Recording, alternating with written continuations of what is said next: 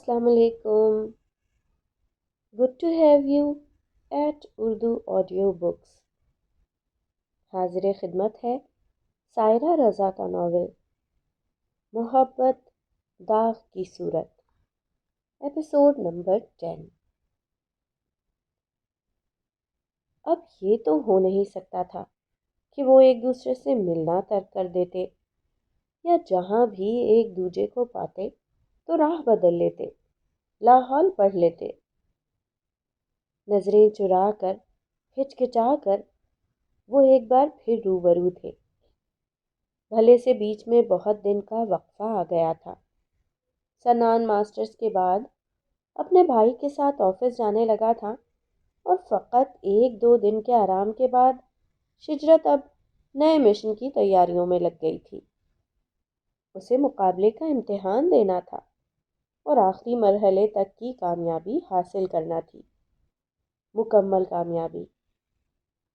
और सनान इलियास हर मरहले में उसके शाना बशाना था, हमेशा से। तो अब क्यों ना होता। वो उसकी फाइल्स पकड़ लेता और अपनी हल्का सा झटका खाती टांग के साथ उसके कदम से कदम मिला कर चलता। शर्मिंदगी के एहसास के साथ साथ शिजरत को अब उससे हया भी आने लगी थी। उसे लगने लगा था वो उसकी आंखों में आंखें डालकर बात नहीं कर पाती है। साथ चलते चलते वो गैर इरादी तौर पर ज़रा सा धीमा हो जाती और फिर उसे जी भर के देख लेती। कुछ ऐसा ही हाल सन्नान का था। वो उससे यूं मुखातिब होता जैसे किसी गैर से, ज़रूरी से ज़रूरी बात करते हुए हर जगह देखता, बस उसके चेहरे को ना देखता। और जैसे ही वो अपने किसी ध्यान में मगन होती, वो किसी शातिर चोर की तरह कामयाब वारदात कर लेता, जी भर के उसे देखता, ऐसे जैसे नक्श नक्श अजबर कर लेना चाहता हो, घोल कर पी लेना चाहता हो। उसका देखने का नजरिया बदल गया था या वो ही कुछ और हो गई थी, नई सी, अनोखी, अछूती। फिर दोनों ने जैसे एक दिन दोनों ही की चोरी को पकड़ लिया। ऐसा कौन सा गजब हो गया आखिर कि तुम मुंह छुपाए फिरती हो। तुम नहीं, हम दोनों ही। उसने जरा सी निगाह उठाई थी। वो ठंडी सांस भर के रह गया। हाँ, हम दोनों ही। मगर शिजरत कोई सोचा समझा इरादा नहीं था, बस यकदम। मगर अब किया भी क्या जा सकता है। इसी बात का तो दुख है कि अब कुछ भी पलटाया नहीं जा सकता। सीधे सपाट वरख को अगर एक बार मोड़ दिया जाए, सदियों बाद भी फिर जब उस किताब को खोलें निशान मौजूद ही रहता है। उसने जैसे माजरत के अगले सारे जुमलों, तसल्ली के पैरों का रास्ता बंद कर दिया। वाकई गया वक्त लौट कर नहीं आ सकता कि जो कुछ हो गया हो गया। सनान वाकई लाजवाब हो गया।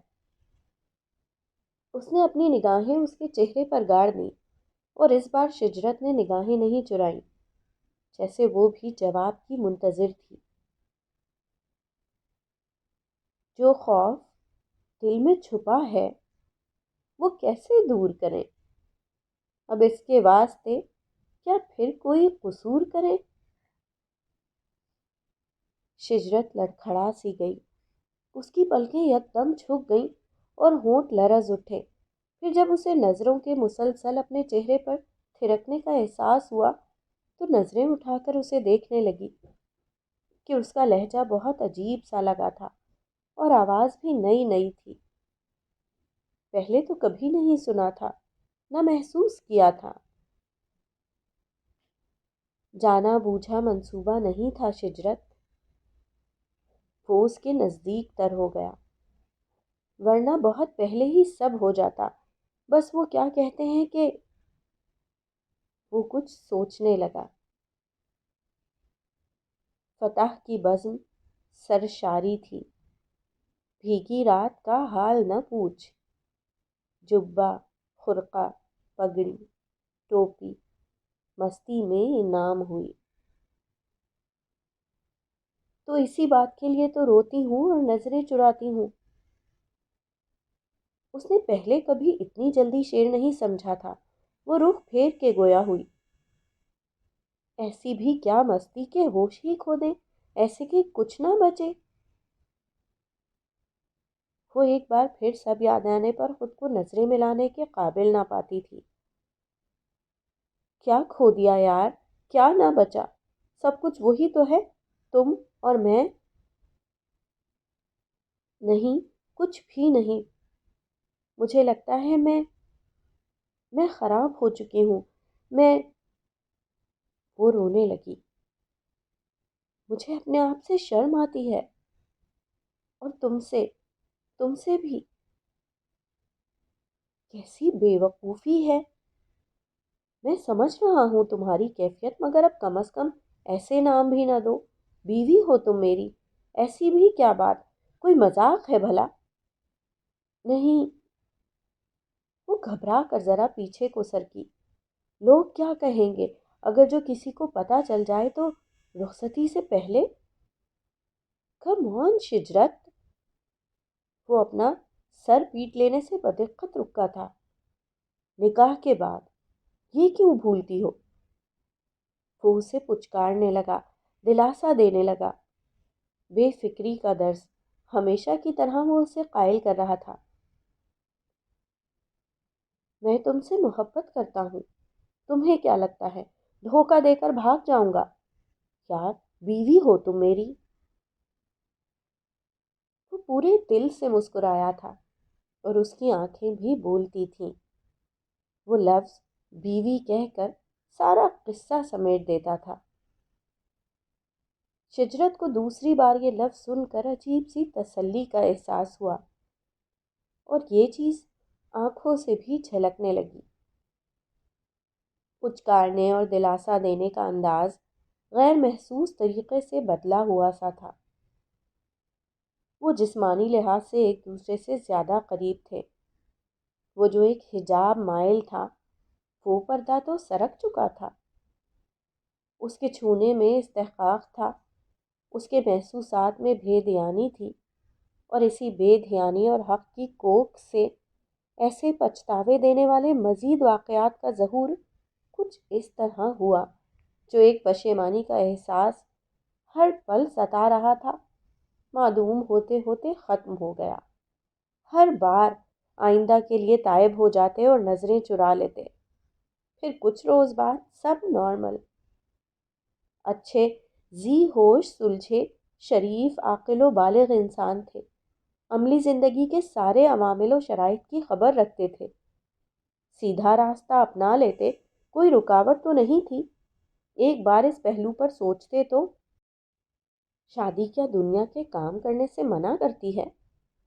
شادی ہاتھ پہ ہاتھ دھر کے بیٹھنے کا نام تو نہیں کہ شادی کے بعد کچھ کر نہ سکیں گے۔ کرنے والے سب کرتے ہیں، مگر نہیں۔ سنان کو ابھی بزنس میں سیٹ ہونا تھا۔ وہ گھر کا چھوٹا بچہ بن کر سالوں عیش کر چکا تھا، مگر اب چھوٹا بچہ نہیں رہا تھا۔ ادھر شجرت دن رات دنیا بھلائے پڑھتی، اسے کسی چیز کا ہوش نہ تھا، صرف پڑھائی، امتحان، باقی سب بات کی باتیں ہیں، پہلے ہو بھی چکی تھی۔ لیکن اس قطعیت کے بیچ جب وہ دونوں ملتے، تب نہ جانے کیسے حد کئی بار حد سے آگے بڑھ گئی، اتنی کہ احساس بھی جاتا رہا۔ امتحان ہر بار اس کی جان پر عذاب بن کر ٹوٹتے تھے، مگر اس بار کا امتحان تو جیسے ساری توانائی نچوڑ رہا تھا۔ اس کے پاس غلطی کی گنجائش نہیں تھی، اس نے بہت آگے کی منصوبہ بندی کر رکھی تھی، سٹیپ بائی سٹیپ۔ کمرے میں پڑھتی، سیڑھی پر بیٹھ کر پڑھتی، چھت پر ٹہل کر، اخبار لگوا رکھے تھے۔ محسنہ خوش ہوتی، چلو تھوڑا سا تو ریلیکسیشن۔ بعد میں پتہ چلا وہ بھی امتحان کی تیاری کا ایک حصہ ہے۔ محسنہ کو اب اس کی محنت کا خیال تھا۔ وہ اس کے کھانے پینے کا خود سے خیال رکھنے لگی تھی، پوری ٹرے سجا کر تینوں ٹائم لے جاتی، الگ سے دودھ بھی لگا لیا۔ مگر ان سب باتوں کے باوجود دن بدن لاغر ہوتی جا رہی تھی۔ اس کا چہرہ اترا اترا سا رہتا، آنکھوں کے گرد سیاہ ترین حلقے رت جگے کی علامت تھے۔ وہ رات گئے تک کچھ نہ کچھ لکھتی پڑھتی تھی، کتاب منہ پر ڈال کر دل میں پڑھتی، کبھی بچوں کی طرح کچھ اونچے جملے بولتی، پھر مدھم ہو جاتی، پھر غافل۔ مگر غفلت تھوڑی دیر کی ہوتی، جھرجھری لے کر بیدار ہوتی اور پھر پڑھنے لگتی۔ محسنہ دودھ پینے پر زور دیتی اور وہ کالا کڑوا قہوہ پی کر نیند بھگاتی۔ نیند کو بھگاتی ہوں امی، پتہ نہیں کیا بات ہے، کتاب کھولتے ہی جمائیاں آنے لگتی ہیں، میرا تو جبڑا دکھ گیا ہے۔ تو ضرورت کیا ہے امتحان کو اتنا سر پر سوار کرنے کی؟ ابھی تو بہت دن پڑے ہیں، ہو جائے گی تیاری۔ ہما بھابھی تسلی دیتی، سب تائیدن سر ہلاتے۔ جان ہوگی تو جہان ہوگا نا، میں تو کہتی ہوں اسے ڈاکٹر کو دکھائیں، رات بھر کتابیں پڑھتی ہے، نیند پوری نہیں ہوتی، دن میں جمائیاں۔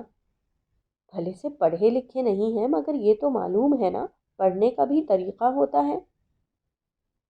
مامی نے بھی کہا، سب نے تائید کی۔ محسنہ کے خیال کو بھی راہ ملی۔ حیرت انگیز طور پر وہ بھی ڈاکٹر کے پاس جانے کو تیار ہو گئی کہ خود بھی اپنی کیفیت سے عاجز آئی پڑی تھی۔ خواہ مخواہ میں بیماری طول پکڑ لیتی اور امتحانوں کی راہ میں حائل ہو جاتی۔ فضا میں تیرتی ہے دیر تک یہ گرد کی صورت، محبت درد کی صورت، محبت خواب کی صورت، نگاہوں میں اترتی ہے کسی مہتاب کی صورت۔ ستارے آرزو کے وہ جو اسے اپنا آپ دھتکارا ہوا سا لگتا تھا۔ ذہن اور سوچ اتنی پختہ نہیں تھی کہ اپنی الجھنوں اور سوالوں کو ترتیب سے بٹھاتا اور ایک ایک شکل گڑھ کر فیصلہ صادر کرتا، نتیجے پر پہنچ جاتا کہ وہاں جو کچھ سوچتا ہے یا جن چیزوں کا اسے یوں ہی گمان ہوتا ہے وہ دراصل حقیقت یوں ہیں اور یوں تھیں۔ اسے لگتا اس سے محبت تو کی جاتی ہے، مگر ایسی محبت جو عیاں نہ ہو جائے، کسی کو اس محبت کی خبر نہ ہو جائے۔ بس محبت ہے، دل کے نہاں خانوں میں، اظہار کی کیا ضرورت؟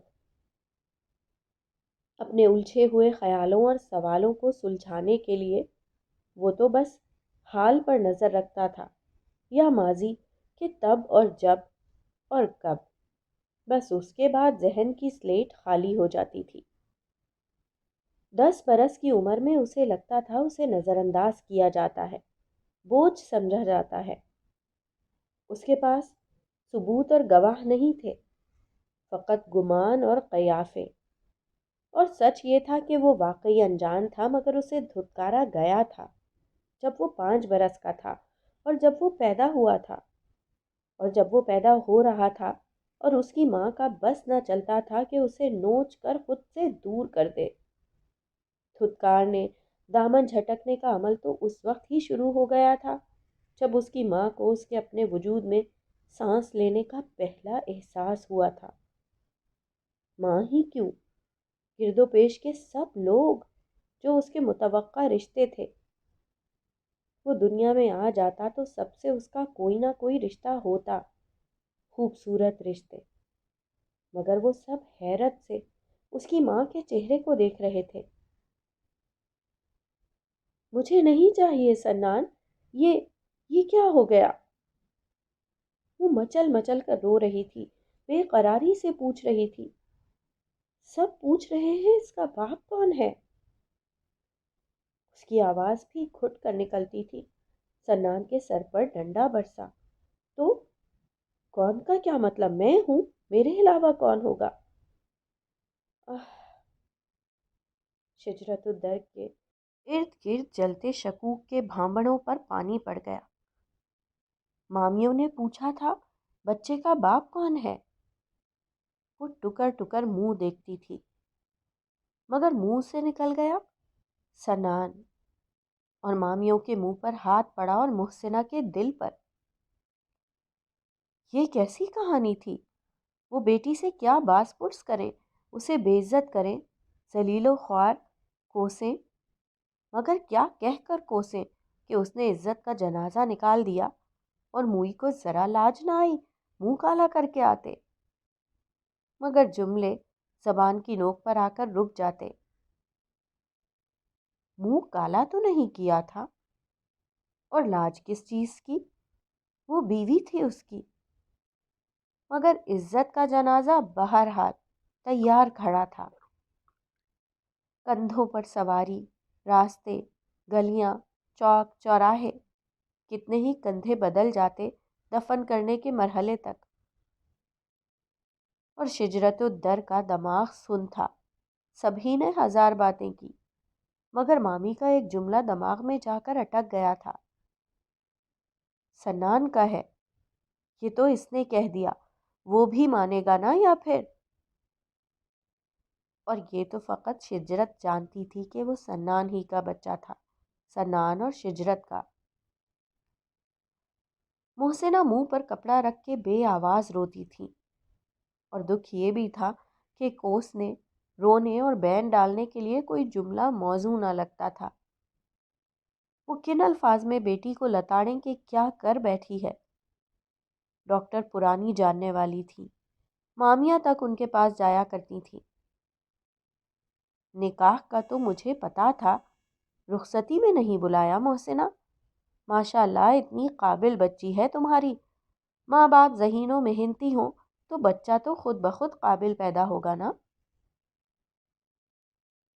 رخصتی اور بچہ؟ محسنہ ٹکر ٹکر ڈاکٹر کو دیکھ رہی تھی۔ اچھی طرح کھایا پیا کرو، اور یہ تمہاری امی کیا کہہ رہی ہیں؟ امتحان کی ٹینشن؟ اب کون سا امتحان دے رہی ہو؟ CSS۔ اس کے ہونٹوں سے پھسلا۔ مجھے یقین ہے تم اس میں بھی کامیاب ہوگی، مگر پھر بچہ بعد میں کرنا تھا نا۔ ڈاکٹر BP بیلٹ کو اس کے بازو سے کھول رہی تھی۔ ہاں، مگر یہ بھی طے ہے کہ جس روح نے جب دنیا میں آنا ہو، وہ محسنہ سے، شجرت سے اور آیا سے مخاطب تھی۔ آیا جو محلے دار تھی اور اسپتال کے بعد کیس بھی کر لیتی تھی، اس وقت سب سے زیادہ منہ اس کا کھلا تھا۔ رخصتی تو ہوئی ہی نہیں تھی ابھی، اور رخصتی ضروری تھی، چھپنے والی بات ہی نہیں تھی، اور کاش چھپانا آسان ہوتا۔ سنان نے اعتماد کو ٹھیس پہنچائی تھی۔ نہیں، دونوں نے ہی۔ اتنی بے صبری تھی تو اس کے گھر جا کر ہی مرتی نا، منمانیاں کرنے کا تو پہلے دن سے شوق ہے، اپنے منہ سے پھوٹ دیتی۔ آفاق نے آسمان سر پر اٹھا لیا تھا۔ وہ کیا کچھ بک رہے تھے، اس کا انہیں ادراک بھی نہیں تھا۔ بلاؤ اس خبیث کو، گھسی پڑی رہتی تھی، ساتھ آ رہے ہیں، ساتھ جا رہے ہیں، کھا رہے ہیں، رنگ تو چڑھانا ہی تھا نا۔ اس سے کہو لے کر جائے اپنے گناہ کی پوٹ کو، میرے گھر میں یہ بے شرمی کا اسٹیج نہیں سجے گا۔ کیا کہوں گا دنیا سے، کنواری بہن کا بچہ ماموں بول رہا ہے؟ آخ تو، کنواری تو نہیں تھی، نکاح کیا تھا، گناہ تو نہ کہو۔ محسنہ بلبلائیں۔ تو منہ چھپا کر رو کیوں رہی ہیں؟ حلوائی بٹھا لیں دروازے کے باہر، نانی بننے والی ہیں خیر سے۔ آفاق کے دانتوں کی کچکچاہٹ سب کو محسوس ہو رہی تھی۔ محسنہ کے رونے میں اور شدت آ گئی۔ یہ بھی نہیں کر سکتی تھی؟ ہر فن مولا تارے توڑتی بیٹی کے کہے پر آنکھیں بند کر کے یقین کر لیا ہے۔ پکا پتہ لیں گے، اس کا بچہ ہے، کل کو آ کر وہ بھی انکار کر کے چلا جائے کہ میں تو جانتا ہی نہیں۔ شجرت کونے میں لگی بیٹھی تھی، تڑپ کر رہ گئی۔ آفاق، زبان سنبھال کر۔ بڑے ماموں کی پیشانی ارق ارق ہو گئی۔ شجرت غلطی کر سکتی ہے، گناہ نہیں۔ ان کے لہجے میں شجرت کے لیے گواہی تھی۔ اس کی آنکھیں جھر جھر بہنے لگیں۔ سنان نے آفاق بھائی کے زوردار دھکے سے بمشکل گرنے سے خود کو روکا تھا۔ شجرت کا کوئی قصور نہیں، میری ہی غلطی تھی۔ شرمندگی نے اس کے چہرے کو تپا دیا تھا۔ دھواں دھواں آنکھیں۔ میں ہر سزا کے لیے تیار ہوں۔ اور کوئی سزا وزا نہیں۔ اٹھاؤ بوریا بستر اور نکلو ادھر سے، ابھی اور اسی وقت۔ دوبارہ شکل نہ دکھانا۔ میں کل امی کو لے کر آؤں گا۔ کیوں؟ باجوں گاجوں کے ساتھ بارات لانی ہے؟ اب بھی ارمان باقی ہیں؟ بہت خوب۔ آفاق؟ بڑے ماموں کا چہرہ خفت سے لرز گیا۔ ان کے بیٹے کے جملے؟ کئی لوگوں نے کہا تھا اتنی قابل لڑکی کے لیے یہ لنگڑا ہی رہ گیا تھا، ایک سے ایک شاندار مرد مل جاتے۔ کہیں تم نے بھی تو نہیں سن لیا تھا یہ اعتراض؟ تمام حاضرین چونکے تھے، سر اٹھے تھے اور پھر نظریں جھکی تھیں۔ اوہ! بہت خراب حالوں میں بیٹھی شجرت نے پل بھر میں آفاق بھائی کا سارا اندر پڑھ لیا تھا۔ غیرت و عزت کے احساس سے بڑھ کر حسد ابھر ابھر کر وار کرتا تھا، اور وہ وار کو ان دونوں کی جانب پلٹاتے تھے، مگر ایک پل سکون نہ ملتا تھا۔ بہرحال امی کو بلاؤ یا ابو کو، یہاں کوئی نہیں ہوگا پھولوں کے ہار لے کر استقبال کے لیے۔ پھوپھی کا منہ نہ ہوتا تو جوتوں کا ہار لے کر مین روڈ تک لے کر جاتا۔ اب بات کچھ یوں ہے کہ یہ بیٹھی ہے سامنے، ہاتھ پکڑو اور نکل لو۔ آفاق نے چٹکی بجا کر شجرت کو متوجہ کیا اور دروازہ دکھایا۔ آفاق! چھوٹے ماموں نے سر ہاتھوں پر گرا لیا۔ اچھے جملے اور برے جملے ان کے پاس بھی تھے، مگر کوئی بھی نو کے زبان پر نہ آتا تھا۔ قوت گویائی سلب ہو گئی تھی جیسے۔ اور تم اپنی ماں کو لاؤ، اور وہ بات ادھوری چھوڑ کر سنان کی صورت دیکھنے لگے۔ کیا کہہ کر لاؤ گے؟ وہ آ جائیں گی نا؟ بہت بیمار ہے نا وہ؟ سنان کی امی مکمل طور پر بیڈ پر تھیں، ایک نرس رکھ دی گئی تھی۔ لے آؤں گا، ویل چیئر پر موو کر لیتی ہیں، اور سچ کہہ کر لاؤں گا۔ اس نے جھکا سر اٹھا کر بہت اعتماد سے کہا تھا، اور لفظ سچ کہتے ہوئے سب کی آنکھوں میں آنکھیں ڈالی تھی۔ کیا رخصتی لوگے؟ چھوٹی مامی نے پہلی بار لب کھولے۔ سنان اس بات میں سر ہلانے والا تھا، لیکن محسنہ کے جملے نے سر کو جھکا دیا۔ شادی کے 5 ماہ بعد بچہ تھوڑی پیدا ہوتا ہے۔ تو کیا اب یہ ہمارا مسئلہ ہے؟ اس گھر سے نکالیں اس کو، بچہ کل پیدا کرے یا 4 سال بعد، میں اس بدنامی کی پوٹ کو یہاں برداشت نہیں کروں گا۔ آفاق کے جملوں سے زیادہ لہجہ خطرناک اور ارادے ہولناک تھے۔ ماتھے کی بھڑکتی رگ، بھینچتی مٹھیاں، پھولتے پچکتے نتنے۔ مجلس برخاست۔ آفاق گھر سے باہر نکل گئے تھے۔ محسنہ سر پر ہاتھ رکھ کے آواز دبا دبا کے رونے لگیں۔ موت کا سا سناٹا ہر سو چھا گیا تھا۔ ہما بھابھی حسرت آمیز نگاہوں سے شجرت کو دیکھتی تھی۔ ان کی آنکھوں سے آنسو بے آواز گر رہے تھے۔ بڑی مامی نے نگاہوں کا مفہوم پڑھا تو سرد آہ بھر کے رہ گئیں۔ واہ اللہ تیرے رنگ! سنان آنگن میں اکیلا کھڑا رہ گیا تھا۔ وہ شجرت سے کوئی بات کرنا چاہتا تھا، کوئی تسلی یا تشفی یا کچھ بھی، مگر وہ گھر سے باہر نکلا تو شام اندھیرے کی بکل میں منہ چھپانے والی تھی۔ اس کا چہرہ تفکر کے جال میں چھپا پڑا تھا۔